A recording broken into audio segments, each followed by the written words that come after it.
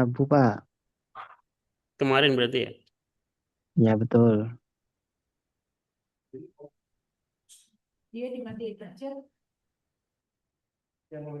Oke, saya mulai saja. Bismillahirrahmanirrahim. Assalamualaikum warahmatullahi wabarakatuh.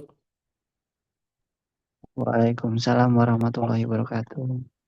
Di pertemuan terakhir kemarin saya sudah bahas tentang pembuatan tabel.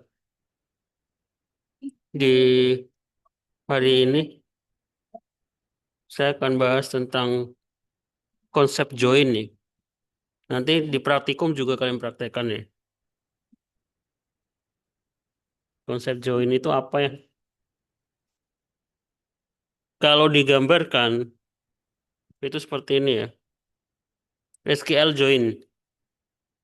Di sebelum UTS saya sudah bilang tentang database relasional itu menghindari redundansi data. Redundansi data itu maksudnya adalah menghindari data muncul dua kali data yang sama. Nah, supaya data itu tidak muncul dua kali, makanya ada relasi antar tabel. Ada foreign key, ada primary key. Nah, di beberapa kasus kita membutuhkan menampilkan data, menggabungkan data dari beberapa tabel ya, tabel yang saling terhubung atau berelasi. Nah, kita harus menggunakan query join ya, namanya join, SQL join. Join tabel itu bisa dua tabel, tiga tabel, empat tabel, atau bahkan lima tabel ya. Kalau di contoh ini cuma dua tabel ya. Jadi nanti di tugasnya baru nanti ada tugas studi kasus harus menjoinkan tiga tabel atau empat tabel. Jadi kalau diumpamakan tabel itu lingkaran itu ada lingkaran A, lingkaran B ini. Ada namanya left join tabel, ada inner join tabel.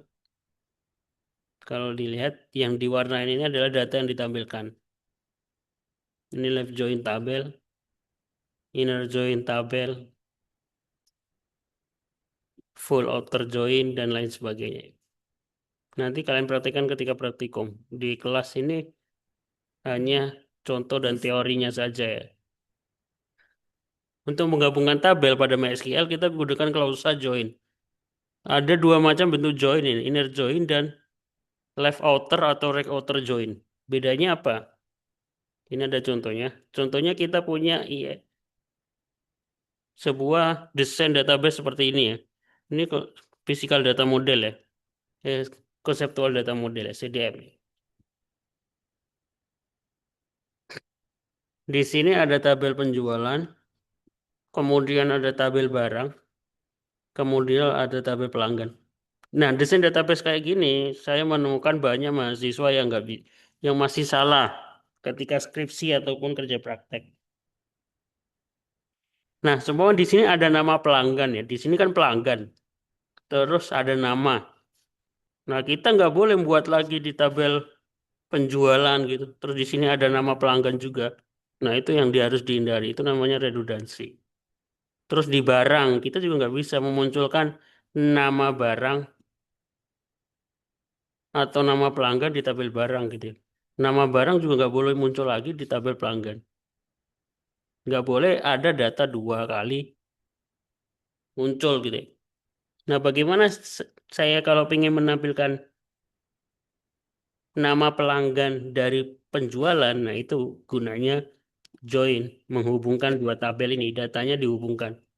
Itu juga gunanya ada foreign key dan primary key yang dijadikan acuan.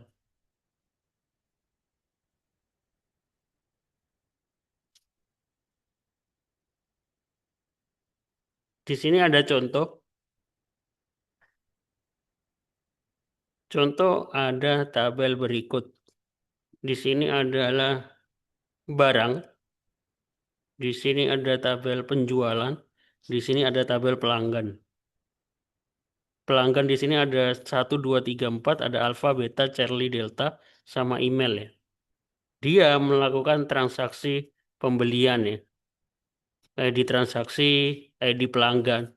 Jadi yang muncul di tabel penjualan itu ID-nya bukan namanya. Bentar.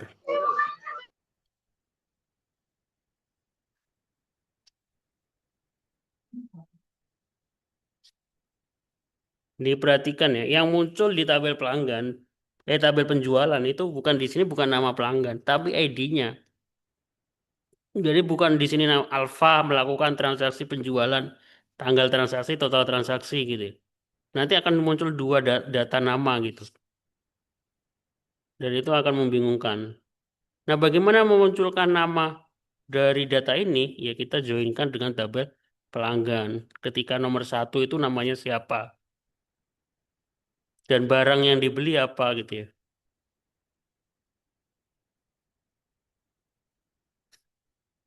Di sini juga ada tabel barang, ID barang, ID kategori, nama barang. Ini ID barangnya nggak berelasi kemanapun. Ya. Oke.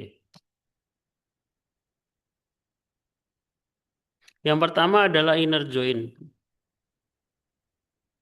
Langsung saja ya. Sebagai contoh, kita akan menampilkan data pelanggan yang melakukan pesanan. Query yang kita jalankan adalah, maksudnya, kita akan menampilkan data pelanggan yang melakukan pesanan. Karena dari data tersebut gak semua pelanggan melakukan pesanan ya.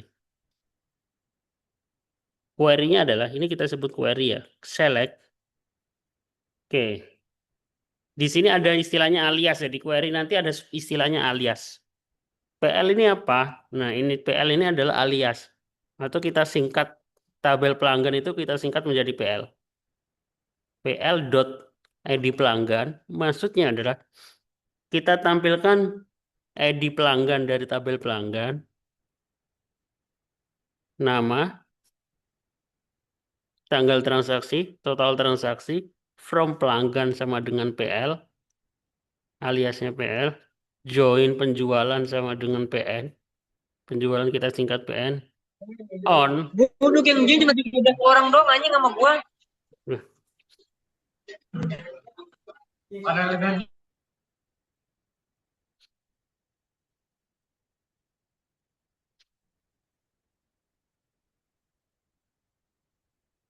join penjualan, PN itu alias ya, on, maksudnya itu adalah ketika ID pelanggan di tabel pelanggan itu sama dengan ID pelanggan di tabel penjualan. Cara bacanya seperti itu ya. Kalau ini dijalankan, nanti akan menghasilkan ID pelanggan, namanya muncul di sini, tanggal transaksi, sama total transaksi. Jadi sebelumnya di tabel penjualan itu nggak ada nama ya, cuma ID ya. Nah ini akan muncul nama. Pada contoh di atas, terlihat bahwa pelanggan dengan nama Delta tidak muncul. Hal ini disebutkan pelanggan tersebut tidak melakukan transaksi. Dan transaksi dengan ID transaksi 5 tidak muncul karena transaksi tersebut memiliki nilai ID transaksi 0 sehingga tidak terhubung ke pelanggan apapun. Oke.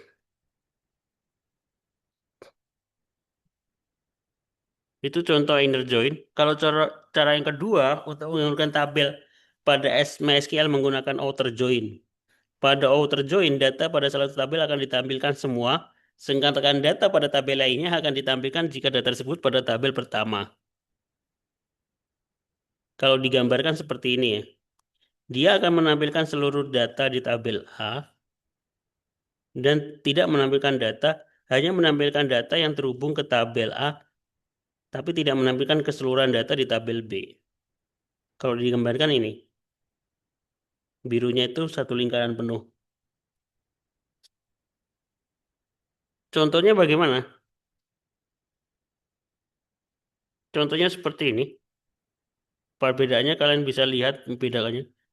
Select sama PLID pelanggan, nama, tanggal transaksi, total transaksi, from pelanggan PL, left join. Kalau tadi join aja ya. Kalau lo join aja itu berarti inner join. Kalau left join ini berarti dia outer join. Ke tabel penjualan, kita langsung bisa menggunakan using di pelanggan. Nah, ini akan menampilkan keseluruhan di pelanggan, terus nama yang ada di tabel penjualan. Sehingga muncul ada nama, tapi tidak ada tanggal transaksinya. Ini yang maksud lingkaran tadi ya, biru sisipannya gitu.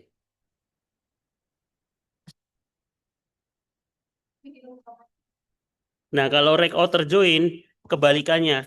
Menampilkan seluruh data di tabel B. Perbedaannya hanya tadi right, ini left. Tadi right, ini left ya.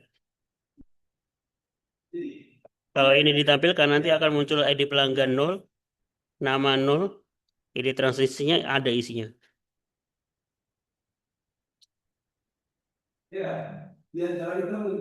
Nah, yang terakhir ini adalah implicit join. Implicit join ini yang malah sering dipakai karena tidak membingungkan ya. Karena kita tinggal select yang akan kita tampilkan from pelanggan PL, penjualan PN, where, pakai klausa where, ID pelanggan di tabel penjualan sama dengan ID pelanggan di tabel pelanggan. Oke, sampai sini ada pertanyaan?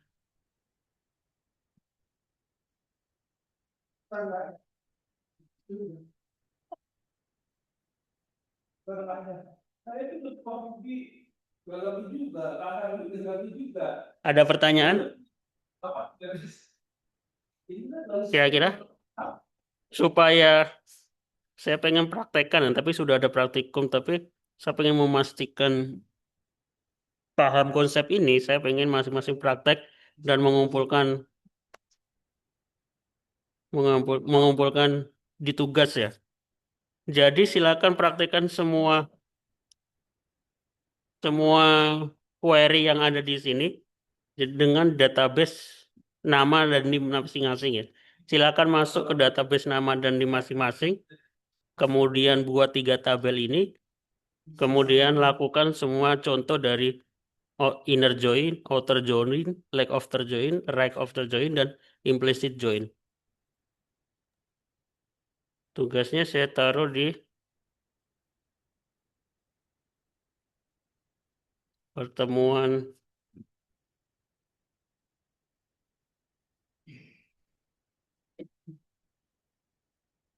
taruh.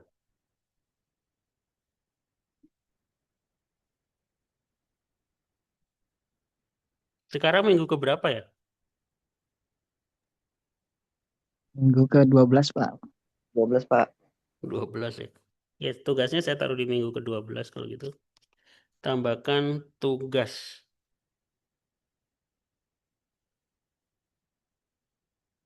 Judul join tabel. Tambahkan batas waktu penyerahan 1 minggu ya, sampai minggu depan. Deskripsi dengan database nama dan nama underscore NIM dari tugas sebelumnya. Silakan praktekkan semua contoh join dalam kurung inner join, inner, outer, dan implicit join di materi minggu 8 atau 9. Dokumennya saya tambahkan materinya.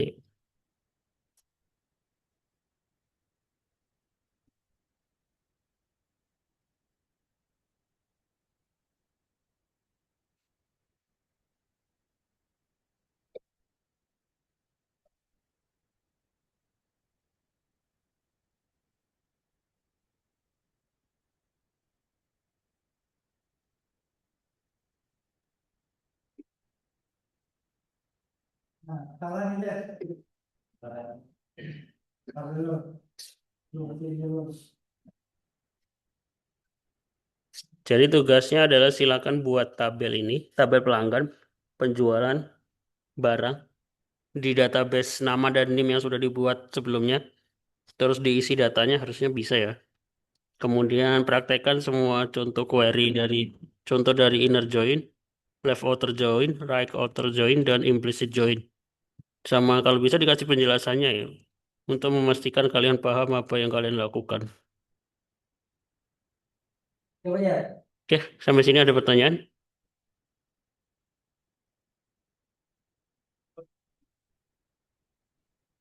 Tidak ada, Pak. Oke, kalau nggak ada silakan dikerjakan. Jangan lupa yang praktikum juga harus datang ya. Jangan ada yang bolos karena itu berguna untuk belajar. Saya cukupkan. Terima kasih yang sudah datang. Kalau nggak ada pertanyaan, saya akhiri. Assalamualaikum warahmatullahi wabarakatuh. Waalaikumsalam warahmatullahi warahmatullahi wabarakatuh. wabarakatuh. Terima kasih, Pak.